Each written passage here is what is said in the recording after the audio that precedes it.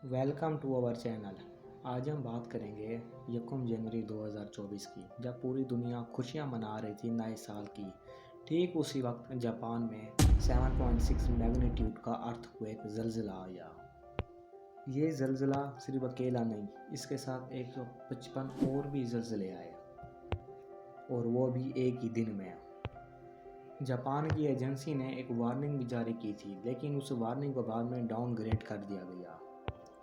इस ज़लज़ले के नतीजे में लाखों घर तबाह हो गए। काफ़ी सारे घरों में बिजली चली गई और 55 लोग मर चुके थे। जापान के प्राइम मिनिस्टर ने कहा कि ये सूरत हाल बैटल अगेंस्ट टाइम है। रेस्क्यू ऑपरेशन जारी हैं और बहुत जल्द कोशिश की जा रही है कि फंसे हुए लोगों को निकालने की। सवाल यह है कि ये सारे इतने ज़्यादा ज़लज़ले जापान में क्यों आते हैं और जापान के लोग इन सारे हालात से कैसे निपट रहे हैं। क्योंकि अगर यही अर्थक्वेक अगर दूसरे मुल्क के अंदर आया होता तो शायद वहाँ पर लाखों की तादाद में लोग मर जाते। लेकिन जापान के अंदर इतने ज़्यादा मैग्नीट्यूड का अर्थक्वेक आया, लेकिन वहाँ लोगों की डेथ रेशो बिल्कुल कम रही।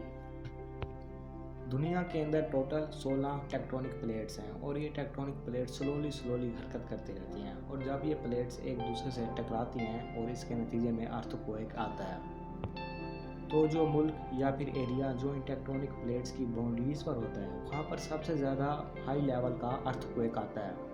जापान एक ऐसी जगह पर वाक़ है जहाँ पर 4 टेक्टोनिक प्लेट्स एक दूसरे से मिलती हैं, और इन प्लेट्स के नाम हैं Pacific plate, north American plate, Eurasian plate, helical plate. ये 4 प्लेट्स हैं जो बिल्कुल जापान के साथ आकर मिलती हैं, और यही सबसे बड़ी वजह है जापान के अंदर इतने ज़्यादा अर्थक्वेक्स आने की। अगर जापान में होने वाले अर्थक्वेक्स को दूसरे ममालिक में आने वाले अर्थक्वेक्स के साथ मुवाजना करें तो बाकी ममालिक में अर्थक्वेक्स बहुत ही कम आते हैं। जैसे कि ऑस्ट्रेलिया के अंदर, आपने कब सुना था कि ऑस्ट्रेलिया के अंदर ज़लज़ला आया? यानी कि काफ़ी पहले सुना होगा। जो मुल्क या जो एरियाज़ टेक्टोनिक प्लेट्स के दरमियान में होते हैं, उनके अंदर इनकी अर्थक्वेक्स की फ्रीक्वेंसी बहुत ही ज़्यादा कम होती है। ऐसा बिल्कुल भी नहीं है कि वहाँ पर अर्थक्वेक्स आते ही नहीं है, वहाँ पर भी आते हैं, लेकिन लो फ्रीक्वेंसी के साथ। जापान का मुल्क हमेशा से ही डेंजर जोन में रहा है, क्योंकि जापान की जियोग्राफी ही कुछ इसी अंदाज की बनी हुई है। अब बात करते हैं उन चीज़ों की कि जापान क्या करता है अपने आप को इन अर्थक्वेक से बचाने के लिए।